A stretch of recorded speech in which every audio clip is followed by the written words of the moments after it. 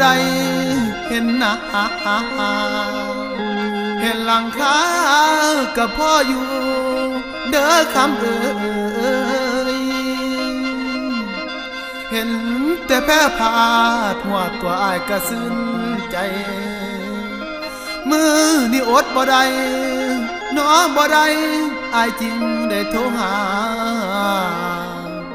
พอคิดถึงควันตาจึงคอยโทรมาหาน้องจึงคอยโทรมาหาน้อง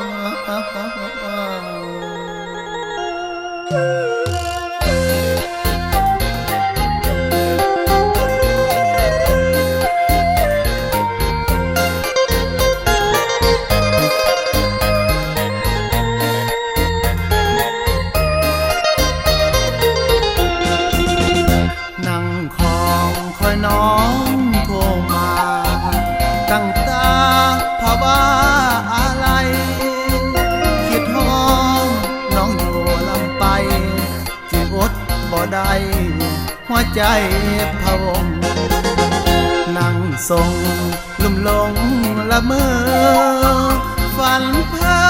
จากจุดประสงค์คิดห้องแต่นวลอานงหัวใจลุ่มหลงตลอดเวลา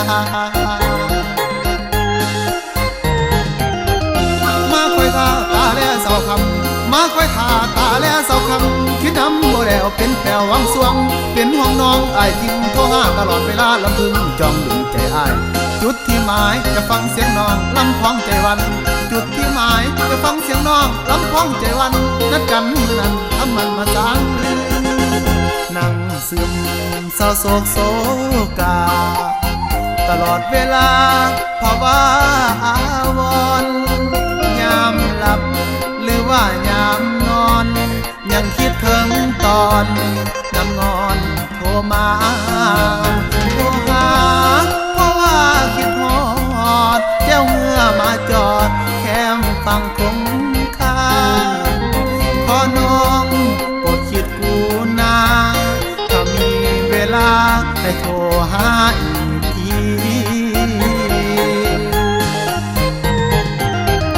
เบอร์โทรนี้ลงลืมแล้วบ่เบอร์โทรนี้ลงลืมแล้วบ่ยังรอถ้าเจ้าคอยเฝ้าแต่เสียงเพียงอยากหูกินอยู่แนวใดหรือว่าไปหมดเพิ่นเสียร้อยค่อยลาให้โทรมาเดือน2-3 ครั้งก็ยังใครแค่แน่ให้โทรมาเดือน2-3 ครั้งก็ยังใครแค่แน่ส่งกระแสสำเนียงหวานพอให้ซึ้งใจบ่ได้พอพันพบคนอีกบ่ได้พอพันพบคนอีกขอให้มีเพียงเสียงส่งมาก็พอแล้ว